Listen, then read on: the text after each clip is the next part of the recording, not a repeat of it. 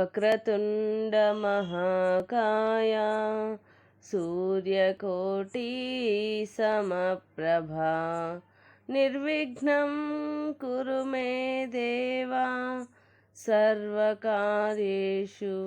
సర్వదా. గురుబ్రహ్మా గురుర్విష్ణుః గురుర్దేవో మహేశ్వరః గురుః సాక్షాత్ పరబ్రహ్మ తస్మై శ్రీ గురవే నమః. మనోజవం మారుతతుల్యవేగం జితేంద్రియం బుద్ధిమతాం వరిష్టం వాతాత్మజం వానరయూథముఖ్యం శ్రీరామదూతం శిరసా నమామి. ఆపదామపహర్తారం దాతారం సర్వసంపదాం లోకాభిరామం శ్రీరామం భూయో భూయో నమామ్యహం. జై హనుమాన్. శ్రీ సీతారామాభ్యాం నమః. శ్రీమద్ వాల్మీకి రామాయణము సుందరకాండము 36వ సర్గము. హనుమంతుడు సీతాదేవికి రామముద్రికను సమర్పించుట, ఆమెపై శ్రీరామునకు గల ప్రేమను వివరించి ఆమెను ఊరడించుట. మహా తేజశాలియు వాయుసుతుడును అయిన హనుమంతుడు సీతాదేవికి తనపై ఇంకనూ విశ్వాసము దృఢపడుటకై వినయముతో మరలా ఇట్లు పలికెను. ఓ మహాభాగ్యశాలిని దేవి, నేను వానరుడను, ప్రజ్ఞాశాలి అయిన శ్రీరాముని దూతను. శ్రీరామ నామాంకితమైన ఈ ఉంగరమును చూడుము. నాపై నీకు విశ్వాసం కుదురుకొనుటకై మహాత్ముడైన శ్రీరాముడు దీనిని ఇయ్యగా నేను తీసుకొని వచ్చి తిని ఊరడిల్లుము. దుఃఖములన్నీయూ తొలగి నీకు శుభములు కలుగును. ఆ కపివరుడు ఇట్లు పలికి సీతాదేవికి ఆ అంగుళీయకమును సమర్పించెను. జానకీదేవి తన భర్త కరస్పర్శకు నోచుకొనిన ఆ అంగుళ్యాభరణమును గ్రహించి దానిని పరికించి చూచుచు భర్తను పొందిన దాని వలె మహానంద భరితురాలయ్యను. కనుల పండుగ గావించుచు వెలుగులతో నిండిన ఆమె ముఖము రాహువు నుండి విముక్తుడైన చంద్రుని వలె ఒక్కసారిగా ప్రసన్నమయ్యను. నిర్మల హృదయ అయిన ఆ సీతాదేవి తన పతి సందేశ ప్రాప్తిచే సంతోషముతో పొంగిపోయినదై సిగ్గుదొంతరలలో మునిగిపోయెను. ప్రియవచనములతో సమ్మానించుచు ఆమె ఆ కపివరుణ్ణి కొనియాడెను. ఓ వానరోత్తమ, నిజముగా నీవు ఎంతయో పరాక్రమశాలివి, మిక్కిలి సమర్థుడవు, పరమ ప్రాజ్ఞుడవు. అందువలననే నీవు రాక్షసులకు ఆయువు పట్టైన ఈ లంకలో ఒంటరిగా ప్రవేశింపగలిగితివి. శతయోజనముల విస్తీర్ణము గలదై భయంకర మకరములకు ఆలవాలమైన ఈ మహాసాగరమును గోష్పాదమంతగా భావించి అవలీలగా లంఘించితివి. యథార్థముగా నీ పరాక్రమం ఎంతేని శ్లాఘనీయము. ఓ వానరశ్రేష్ఠ, రావణుడనిన నీకు భయము కానీ తత్తరపాటు కానీ ఏమాత్రమూ లేవు. కనుక నిజముగా నీవు సామాన్య వానరుడవు కావు. ఓ కపివర, మహాత్ముడైన శ్రీరామచంద్ర ప్రభువు నిన్ను పంపెను కనుక నాతో సంభాషించుటకు నీవు యోగ్యుడవు. సాటిలేని పరాక్రమము గల శ్రీరాముడు ఎవ్వరినైనను బాగుగా పరీక్షింపక పరాక్రమమును తెలుసుకొనక దూతగా ఎక్కడికి నీ పంపడు. విశేషించి నా యొద్దకు అసలే పంపడు. సత్య పరాక్రముడు ధర్మాత్ముడు అయిన శ్రీరాముడును, సుమిత్రానందవర్ధనుడు, మహా తేజశాలి అయిన లక్ష్మణుడును క్షేమంగా ఉండుట నా అదృష్ట ఫలమే. శ్రీరాముడు క్రుద్ధుడైనచో పైకెగసిన ప్రళయాగ్ని జ్వాలల వలె సాగరమే హద్దుగా గల ఈ సమస్త భూమండలమును దహించివేయగల సమర్థుడు. ఆయనను అట్లెందుకు చేయటలేదు? ఆ రామలక్ష్మణులు దేవతలను సైతము నిగ్రహింపగల సమర్థులే. కానీ నా దుఃఖములకే అంతము లేదని నేను భావింతును. శ్రీరాముడు వ్యధకు గురియగుట లేదు కదా, పరితపించుట లేదు కదా. ఆ పురుషోత్తముడు నన్ను పొందుటకై చేయవలసిన కార్యములకు సన్నద్ధుడగుచున్నాడా? రాజకుమారుడైన శ్రీరాముడు నిస్పృహకు భ్రాంతికి లోనై అన్యమనస్కుడై పనులలో పొరపాటు పడలేదు కదా. ఆయన ప్రయత్నశీలుడై కార్యములను ఆచరించుచున్నాడా?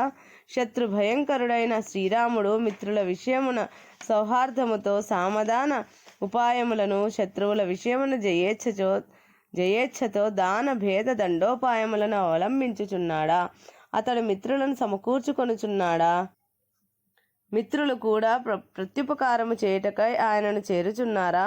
ఆయన మిత్రులందరూ మంచివారేనా? వారు ఆయనను గౌరవించువారేనా? రాజకుమారుడైన శ్రీరాముడు దేవతల అనుగ్రహమునకై వారిని ప్రార్థించుచున్నాడా? తన వంతు ప్రయత్నమును చేయుచున్నాడా? దైవము యొక్క ఆనుకూల్యమును సంపాదించుచున్నాడా? ఓ వానరా, నా ఎడబాటు వలన ఆయనకు నాపై ప్రేమ తొలగిపోలేదు కదా. ఆయన నాకు ఈ ఆపదల నుండి విముక్తిని కలిగించును కదా. శ్రీరాముడు ఎల్లప్పుడూ సుఖములలో తేలియాడినవాడు. ఆయన కష్టమును మాటనే ఎరుగడు. అట్టి ప్రభువు ఇప్పుడు అంతులేని దుఃఖముల పాలై కృంగిపోవటలేదు కదా. కౌసల్య, సుమిత్ర, భరతుల క్షేమ సమాచారములు అప్పుడప్పుడు తెలియచున్నవి కదా. సర్వలోక పూజ్యుడైన శ్రీరాముడు నా కారణముగా పరితపించుటలేదు కదా. కార్యాంతరమగ్నుడై ప్రభువు నాకు విముక్తిని ప్రసాదించునా. భరతుడు అన్నయైన శ్రీరాముని ఎడ అనన్య భక్తి పరిపూర్ణుడు. అతడు మంత్రుల పర్యవేక్షణలో సురక్షితమై అజేయమైన అక్షౌహిణీ సేనను ఈ రాక్షసుల బారి నుండి నన్ను కాపాడుటకై ఇచటికి పంపున. శ్రీరాముడు శ్రీమంతుడు, వానరాధిపతి అయిన సుగ్రీవుడు దంతములు, నఖములు, ఆయుధములుగా గల వానర వీరులను వెంటనిడుకొని నా కొరకై ఇటకు వచ్చెన. సుమిత్రానందనుడును, అస్త్ర విద్యల యందును ఆరితేరిన వాడును, మహాశూరుడును అయిన లక్ష్మణ కుమారుడు తన శర పరంపరలతో ఈ రాక్షసాతకులకు చీల్చి చెండాడును కదా. భయంకరముగా నిప్పులు గ్రక్కు శరజాలముతో బంధుమిత్ర పరివార సహితముగా రణరంగమున రావణుడు నిహతుడగుటకు అతి త్వరలో నేను చూడగలనా. బంగారు వన్నెతో పద్మ పరిమళములతో ఆహ్లాదకరమైన ఆ శ్రీరాముని ఆననము నా ఎడబాటు కారణముగా నీరు ఇంకిపోయిన పిమ్మట ఎండ తీవ్రతకు కమలిపోయిన పద్మం వలె శోకదీనమై వాడిపోలేదు కదా. పితృవాక్య పరిపాలనను ధర్మమును పాటించుటకై శ్రీరాముడు రాజ్యమును సైతం త్యజించినప్పుడు గాని తనతో పాటు నున్నను నడిపించుచు అడవులకు తీసుకొని వచ్చినప్పుడు గాని ఆయన వ్యథ చెందలేదు, భయపడలేదు, శోకమునకు గురి కాలేదు. అయితే నేను దూరమైనందున ఇప్పుడు ఆయన ధైర్యము సడలలేదు కదా. మా దంపతుల అన్యోన్యానురాగములు అనన్యములు. ఈ విషయమున ఆయనకు తల్లిదండ్రులు, బంధువులు మరి ఎవ్వరునూ నాతో సమానులు గాని అధికులు కానీ కారు. నాకు ప్రాణప్రియుడైన అట్టి శ్రీరాముని వృత్తాంతమును వినునంత వరకే నేను జీవించి ఉండగోరుదును. సీతాదేవి ఆ హనుమంతునితో ఈ విధముగా సహేతుకమైన మధుర వచనములను పలికిన పిమ్మట శ్రీరామునకు సంబంధించిన మనోహర విషయములను మారుతి నుండి మరలా వినగోరినదై మిన్నకుండెను. జానకీదేవి పలికిన మృదు మధుర వచనములను విని మహాపరాక్రమశాలి అయిన మారుతి వినమ్రుడై అంజలి ఘటించి ఆమెతో ఇట్లు నుడవసాగెను. ఓ కమలలోచన, నీవు ఈ లంకలో ఉన్న సంగతి శ్రీరామునకు ఏమాత్రమూ తెలియదు. అందువలన ఇంద్రుడు సచీదేవిని తీసుకొని వచ్చినట్లుగా రాముడు నిన్ను కొనిపోలేదు. నా వచనములను విన్నంతనే రాఘవుడు శీఘ్రముగా వానర భల్లూక గణములతో కూడిన మహాసైన్యమును వెంటనిడుకొని రాగలడు. శ్రీరాముడు అక్షోభ్యమైన మహాసముద్రమును తన బాణ పరంపరతో స్తంభింపచేసి లంకానగరమునందలి రాక్షసులనందరినీ భస్మమునర్చును. సమయమున సురాసురులెవ్వరైనను కడకు యముడైనను తన మార్గమునకు అడ్డు తగిలినచో శ్రీరాముడు వారిని కూడా చంపివేయును. పూజ్యురాలా, నీవు కనబడకపోవుటచే శోకాకులుడైన శ్రీరాముడు సింహముచే పీడింపబడిన ఏనుగు వలె మనశ్శాంతిని పొందుటలేడు. ఓ దేవి వైదేహి, శ్రీరాముడు చక్కని నయన శోభలు గలవాడు, మిక్కిలి సుందరుడు, దొండపండు వంటి ఎర్రని పెదవులు గలవాడు, అందమైన కుండలములను ధరించెడివాడు. పూర్ణచంద్రుని బోలు ఆ రాముని ముఖమును నీవు అతి త్వరలోనే దర్శింపగలవు. ఇది ముమ్మాటికి నిజము. మలయ పర్వతము మీద, మేరుగిరిపైన, వింధ్యాచలము మీద, మందరాద్రిపైన, దర్దుర శైలము మీద, కడకు మా ప్రాణములను నిలుపునట్టి ఫలమూలములపైన ఒట్టు పెట్టుకొని చెప్పుచున్నాను. ఓ వైదేహి, ఐరావతముపై ఆసీనుడై ఉన్న ఇంద్రుని వలె ప్రశ్రవణ పర్వతముపై విరాజిల్లుచున్న శ్రీరాముణ్ణి అతి శీఘ్రముగా చూడగలవు.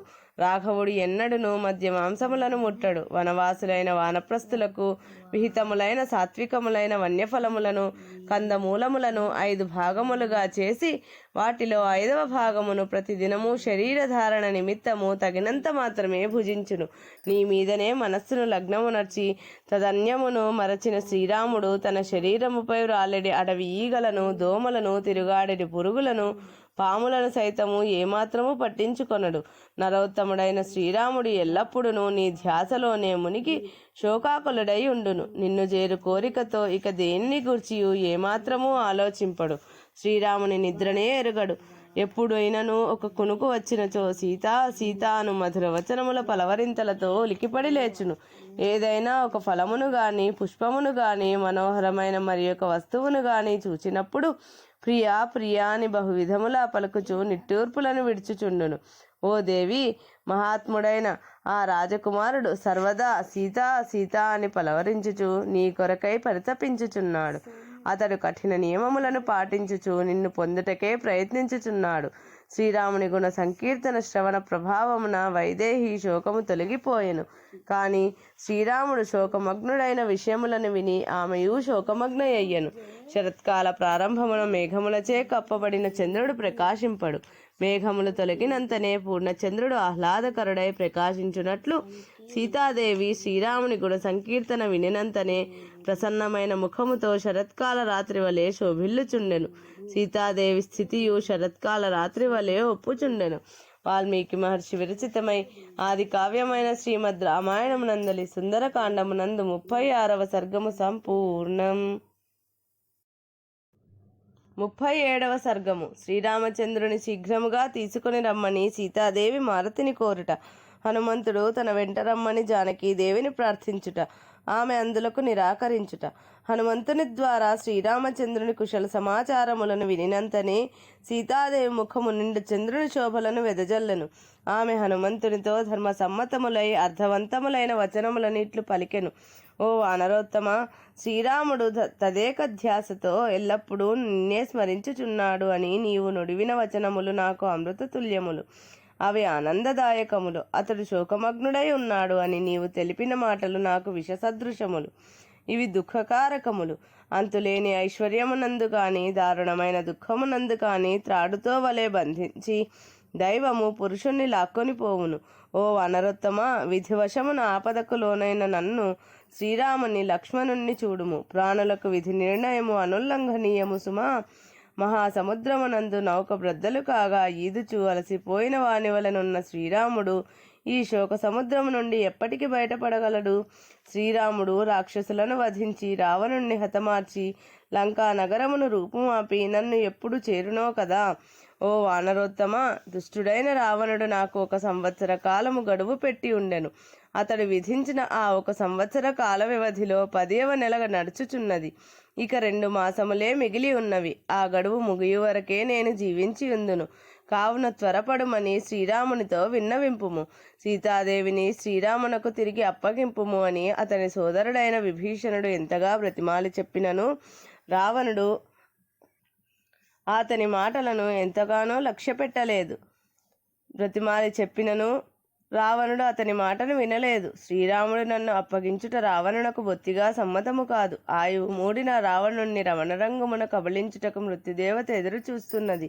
ఓ కపివరా, అనలా ఆమె విభీషణుని పెద్ద కూతురు. ఆమె తన తల్లి పంపగా ఇచ్చటికి వచ్చి నాతో స్వయముగా ఇట్లు పలికెను. అవింధ్యుడు అను ఒక వృద్ధ రాక్షసుడు కలడు. అతడు మిక్కిలి తెలివి గలవాడు, విద్వాంసుడు, ధైర్యశాలి, ఉత్తమ స్వభావము గలవాడు, రావణుని కడ చొరవ గలవాడు. అతడు రాముని వలన రాక్షసుల నాశము తథ్యము అని రావణునితో నొక్కి చెప్పెను. కాని ఆ దుష్ట రావణుడు అతని హితవచనములను పెడచవిని పెట్టెను. ఓ కపీశ్వర, నా స్వామి త్వరలోనే నన్ను చేరగలడు. ఇది నా పరమ విశ్వాసము. నా అంతరాత్మ పవిత్రమైనది. శ్రీరామునిలో ఉత్సాహము, పౌరుషము, బలము, కరుణ, కృతజ్ఞత, పరాక్రమము, శక్తి మొదలగు పలు సద్గుణములు కలవు. శ్రీరాముడు సోదరుని తోడు లేకుండగానే తానొక్కడే దండకారణ్యమునందు 14,000 మంది రాక్షసులను హతమార్చెను. అట్టి మహావీరునకు ఏ శత్రువు భయపడడు. ఎట్టి క్లిష్ట పరిస్థితులను ఆ మహాపురుషుని చలింపజేయజాలవు. దేవేంద్రుని శక్తి శచీదేవికి తెలిసినట్లు ఆయన ప్రభావము నాకు తెలియను. సూర్యుడు తన తీవ్ర కిరణములచే నీటిని పూర్తిగా ఇంకింపచేసినట్లు శూరుడైన శ్రీరాముడు తన బాణ పరంపరలచే శత్రు రాక్షస సమూహములను నుగ్గు గావింపగలడు. శ్రీరాముని ఎడబాటు కారణముగా శోకముతో కృషించినదియు కనుల యందు అశ్రువులు నిండినదియు అగు సీతాదేవి ఈ విధముగా పలుకగా ఆమెతో హనుమంతుడు ఇట్లనెను. శ్రీరాముడు నా మాటలు వినినంతనే భల్లూక వానర సమూహములతో కూడిన మహాసైన్యమును వెంటనిడుకొని శీఘ్రముగా రాగలడు. లేనిచో అమ్మా, నేడే నిన్ను ఈ దుఃఖముల నుండి విముక్తురాలనుగా చేయగలను. ఓ పూజ్యురాలా, నా వీపును అధిరోహింపుము. నిన్ను నా వీపుపై చేర్చుకొని ఈ మహాసముద్రమును దాటగలను. రావణునితో కూడా ఈ లంకను పెకిలించి తీసుకొని పోగల శక్తి నాకు కలదు. ఓ మైథిలి, అగ్నిదేవుడు హావ్యమును ఇంద్రునకు అందజేసినట్లు ప్రస్రవణగిరిపైనున్న శ్రీరామునకు నేడే నిన్ను అప్పగింతును. ఓ వైదేహి, దైత్య సంహారమునకు సన్నద్ధుడైన విష్ణువు వలె లక్ష్మణునితో కూడి ఉన్న శ్రీరాముడు రాక్షసులను వధించుటకై సిద్ధముగా ఉన్నాడు. మహాబలశాలియు ఆశ్రమ నివాసియు నిన్ను చూచుటకై కుతూహలపడుచున్నవాడును ఆయన శ్రీరాముడు ఇంద్రుడు ఐరావతం మూపుపైనున్నట్లు ప్రస్రవణగిరిపై ఆసీనుడై ఉన్నాడు. అట్టి ప్రభువును నీవు నేడే చూడగలవు. ఓ మంగళదాయిని దేవి, నా వీపును అధిరోహింపుము, కాదనవలదు. రోహిణి చంద్రుణ్ణి చేరినట్లు శ్రీరాముని చేరుటకు నిశ్చయించుకునుము. నీవు నా వీపుపై ఆసీనవై చంద్రునితోనూ మహా తేజస్శాలి అయిన సూర్యునితోనూ సంభాషించుచున్నట్లు ఆకాశ మార్గమున పయనించుచు ఈ మహాసముద్రమును దాటుము. ఓ దేవి, ఇక్కడి నుండి ఆకాశ మార్గమున నిన్ను తీసుకొని పోవునప్పుడు నా వేగగతిని అనుసరించుటకు ఈ లంకా నివాసులకెవ్వరికినీ శక్యము కాదు. ఓ వైదేహి, నేను ఇక్కడికి వచ్చిన విధముగానే ఆకాశ మార్గమున నిన్ను తీసుకొని వెళ్ళగలను సుమా, ఇందు సంశయము లేదు. సీతాదేవి కపివరుని అద్భుత వచనములను విని ఆనందాశ్చర్యములతో పులకితగాత్రయే హనుమంతునితో ఇట్లు పలికెను. ఓ హనుమంతుడా, ఇంత దూరము నన్ను ఎట్లు మోసుకొని వెళ్ళగలవు? దీనిని బట్టి నీ వానర లక్షణము ప్రకటితమగుచున్నది. ఓ కపివరా, నీ శరీరమేమో చిన్నది, నన్ను ఇచ్చటి నుండి మహాపురుషుడవైన నా స్వామి కడకు ఎట్లు తీసుకొని పోగలవు? సర్వశక్తి సంపన్నుడును వాయుసుతుడును అయిన హనుమంతుడు సీతాదేవి వచనములను విని తనకు అది ఒక అవమానముగా భావించను. సీతాదేవి నా బలమును కానీ ప్రభావమును కానీ ఎరగదు. అందువలన నా ఇచ్ఛానుసారము ఆమెకు నా పర్వతాకార రూపమును ప్రకటింతును. వానరోత్తముడును శత్రువులను పరిమార్చువాడును అయిన హనుమంతుడు ఇట్లా ఆలోచించి సీతాదేవికి తన బృహద్రూపమును చూపెను.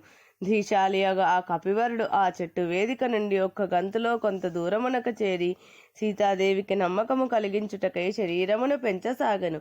ఆ హనుమంతుడు మేరు మందరగిరులలో సమానముగా పెరిగి ప్రజ్వలించుచున్న అగ్నిజ్వాలల వలె వెలుగొందుచు సీతాదేవి సమ్ముఖమున నిలిచెను. పర్వత సదృశుడును ఎర్రని ముఖము గలవాడును మిక్కిలి బలశాలియు వజ్రము వలె తీక్ష్ణములైన కోరలు నఖములు భయంకరములైన ఆకారము గలవాడై హనుమంతుడు సీతాదేవితో ఇట్లు పలికెను. పర్వతములతో వన ప్రదేశములతో ఒప్పుచున్నదియు కోట బురుజులతో ప్రాకారములతో ముఖద్వారములతో విలసిల్లుచున్నదియు అగు ఈ లంకా నగరము రావణ సహితముగా తీసుకొని పోగల శక్తి నాకు కలదు. దేవి, అందువలన సందేహమును వీడుము, మనస్సును కుదుటపరుచుకొనుము. నీవు నా వీపును అధిరోహించి రామలక్ష్మణుల కడకు చేరి వారి శోకమును తొలగింపుము. పద్మపత్రముల వలె విశాలములైన నేత్రములు గల ఆ జానకి పర్వత సమానుడగు ఆ వాయుసుతునితో ఇట్లనెను. ఓ వానరోత్తమా, నీ బలపరాక్రమములను వాయువేగ గమనమును అగ్నిజ్వాలల వంటి నీ అద్భుత తేజస్సును నేను తెలుసుకొంటిని. ఓ వానర పుంగవ, సామాన్య మానవుడెవరైనను ఊహకు అందని సముద్రమును దాటి ఈ ప్రదేశమునకు రాగలడా? నీ గమన వేగమును నన్ను తీసుకొని వెళ్ళగల నీ శక్తిని నేనెరుగుదును. మహాత్ముల తమ కార్యసిద్ధికై ముందుగా బాగుగా ఆలోచించెదరు. నేను కూడా ముందు వెనుకలో ఆలోచించి ఒక నిర్ణయమునకు రావాల్సి ఉన్నది. ఓ పుణ్యపురుష కపివర, నేను నీతో ప్రయాణము చేయుట యుక్తము కాదు. నీ వాయువేగ గమనము నాకు తత్తరపాటును కలిగింపవచ్చును. సముద్రమునకు ఎంతో ఎత్తున మిక్కిలి వేగముతో ఆకాశ మార్గమున వెళ్ళుచున్న నీ వీపుపై నుండి భయముతో నేను క్రింద పడిపోవచ్చును. సముద్రము తిమింగలములతో మొసళ్లతో పెద్ద పెద్ద చేపలతో నిండి ఉండును. నేను పట్టుదప్పి అందు పడిపోయినచో వెంటనే ఆ జలజంతువులు నన్ను భక్షించును. ఓ అరిసూదన, నీతో ప్రయాణము చేయుటకు నాకు ధైర్యము చాలదు. ఏలననా నన్ను రక్షించు ప్రయత్నమున నీ భద్రతకును ముప్పు వాటిల్లవచ్చును. నీవు నన్ను తీసుకొని పోవుచుండగా చూచి భయంకరులైన రాక్షస యోధులు దురాత్ముడైన రావణుని ఆదేశముతో మనలను వెంటాడుదురు. ఓ వీరుడా, శూలములను ఇనుప గుదియలను చేతబట్టిన రాక్షస వీరులు నిన్ను చుట్టుముట్టెదరు. అప్పుడు నన్ను రక్షించుచున్న నీ పరిస్థితియు ప్రమాదములో పడును. నీవేమో ఒంటరి వాడవు, నిరాయుధుడవు, రాక్షసులేమో పెక్కుమంది, పైగా ఆయుధములు కలవారు. అట్టి స్థితిలో ఆకాశమున నీవు ముందుకు ఎట్లు ప్రయాణింపగలవు? నన్ను ఎట్లు రక్షింపగలవు? ఓ కపివరా, క్రూర కర్మలను చేయునట్టి ఆ రాక్షసులతో నీవు యుద్ధం చేయునప్పుడు నేను భయకంపితనై నీ వీపు నుండి జారిపడిపోవచ్చును. ఓ వానరోత్తమ, రాక్షసులు మిక్కిలి భయంకరులు, స్థూలకాయులు, బలవంతులు. వారు ఏదేని ఒక రీతిగా నిన్ను యుద్ధమున జయింపగలరు. లేక నీవు వారితో యుద్ధము చేయుచు నా విషయమున ఏమరపాటుతో ఉన్నచో నేను పడిపోగలను. అప్పుడు పాపులైన రాక్షసులు పడిపోయిన నన్ను తీసుకొని పోవుదురు, లేదా నీ చేతి నుండి నన్ను వారు హరించుకొని పోవుదురు, లేక చంపివేయుదురు. యుద్ధమునందు జయాపజయములు అస్థిరములు అని అందరూ ఎరిగినదే కదా. ఓ వానరోత్తమ, రాక్షసుల చేత భయపెట్టబడిన దాననై నేను ఆపదల పాలును కావచ్చును. అప్పుడు నీ కృషి అంతయు వృథాయే అగును. రాక్షసులందరినీ చంపివేయుటకు నీవు మిక్కిలి సమర్థుడవే కావచ్చును. రాక్షసుల యోధులందరినీ నీవే చంపి నన్ను తీసుకొని పోయినచో శ్రీరాముని కీర్తికి భంగం వాటిల్లును. లేదా రాక్షసులు నన్ను తీసుకొని పోయి ఆ వానరులు కానీ రామలక్ష్మణులు కానీ తెలుసుకొనలేనంత రహస్య ప్రదేశమున దాచి ఉంచగలరు. అందువలన నన్ను తీసుకొని పోవుటకై నీవు సంకల్పించిన ప్రయత్నం అంతయును వ్యర్థమే అగును. కావున ఇక్కడికి శ్రీరాముడు నీతో కలిసి వచ్చుటయే మంచిది. ఓ మహావీరుడా, మహాత్ముడైన శ్రీరాముడు, ఆయన సోదరులు, నీవు, నీ రాజైన సుగ్రీవుడు, ఆయన పరివారము, వీరి అందరి జీవితములు నాపైనే ఆధారపడి ఉన్నవి కదా. ఆ రామలక్ష్మణులు ఇరువురును నిరాశపడి శోక సంతాపములచే కృషించిన వారై భల్లూక వానరులతో కూడా ప్రాణములను విడుతురు. ఓ వానర పుంగవ, నా పాతివ్రత్య ధర్మమును అనుసరించి శ్రీరాముని తప్ప మరి ఒక పురుషుని శరీరమును నా బొందిలో ప్రాణము ఉండునంత వరకు తాకను. రావణుడు బలవంతముగా నన్ను అపహరించుకొని వచ్చినప్పుడు నాకు వాని శరీర స్పర్శ కలిగినది. ఏలననా స్వయముగా ఎదుర్కొనగల శక్తి లేనిదానను, పరాధీనురాలను, పైగా నన్ను రక్షించు నాథుడు అచట లేకుండెను. నేను ఏమి చేయగలను? శ్రీరాముడు దశకంఠుణ్ణి సపరివారముగా పరిమార్చి నన్ను ఇచ్చటి నుండి తీసుకొని పోవుటయే ఆ మహావీరుని స్థాయికి తగిన పని. రణరంగమున శత్రు సమూహములను నొగ్గు గావించు ఆ మహాత్ముని పరాక్రమ వైభవములను వినుటయే కాక నేను స్వయముగా చూచి తిని. దేవతలలో, గంధర్వులలో, నాగులలో, రాక్షసులలో ఎవ్వరునూ శ్రీరామునకు సమరభూమి ఎందు సాటిగలవారు లేరు. శ్రీరాముడు అద్భుతమైన ధనస్సు కలవాడు, మహాబలశాలి, పరాక్రమమున దేవేంద్రుని మించినవాడు. వాయువు తోడై మహాజ్వాలలతో మీదికెగయు అగ్నివలే లక్ష్మణుడు తోడై తేజరిల్లుచుండడి ఆ మహావీరుణ్ణి చూచి సంగ్రామ రంగమున ఎదురుగా నిలబడగలవాడెవ్వడు? ఓ వానరోత్తమ, యుద్ధమున శత్రువులను మర్దించు శ్రీరాముడు లక్ష్మణ సహితుడై బాణములనడి కిరణములను విరజిమ్ముచు ప్రళయకాల సూర్యుని వలె తేజరిల్లుచు కథన రంగమున మదించిన దిగ్గజము వలె నిలిచి ఉన్నప్పుడు ఆ వీరుణ్ణి ఎదుర్కొనగల యోధుడెవ్వడు? కావున ఓ కపివరా, లక్ష్మణునితో వానర సమూహములతో కూడి ఉన్న నా స్వామిని వెంటనే ఇచ్చటకు తీసుకొని రమ్ము. చాలా కాలము నుండి రామ విరహ శోకముతో కృషించి ఉన్నదానను. శ్రీరాముని తోడుకొని వచ్చి నాకు ఆనందమును గూర్పుము. వాల్మీకి మహర్షి విరచితమై ఆది కావ్యమైన శ్రీమద్ రామాయణమునందలి సుందరకాండమునందు 37వ సర్గము సంపూర్ణం.